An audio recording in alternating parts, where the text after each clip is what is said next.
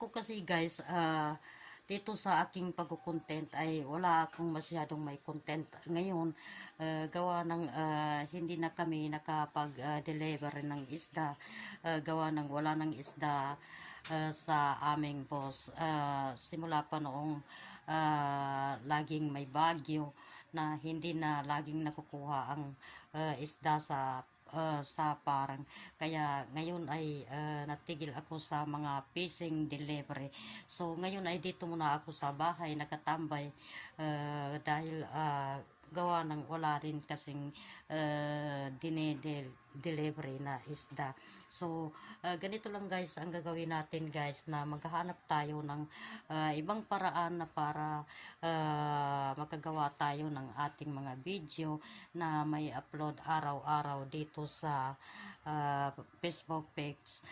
Kasi sayang naman guys yung sinimulaan mo na pag-content,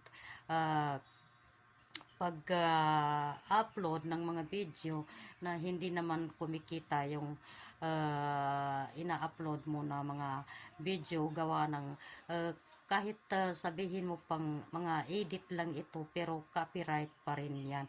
So gawin mo yung original content talaga, yung original na ikaw mismo ang magsasalita, ikaw mismo ang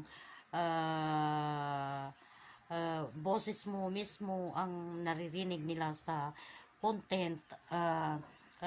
Kahit naman guys, hindi ka na nagsasalita, mag voicemail ka lang, o kahit hindi ka na nagsasalita, basta original talaga na content mo ang i-upload mo. So ito ay baka sakaling isang araw ay makikita mo rin ang pinaghihirapan mo sa iyong pag-upload araw-araw. So thank you very much guys sa inyong mga suporta sa akin.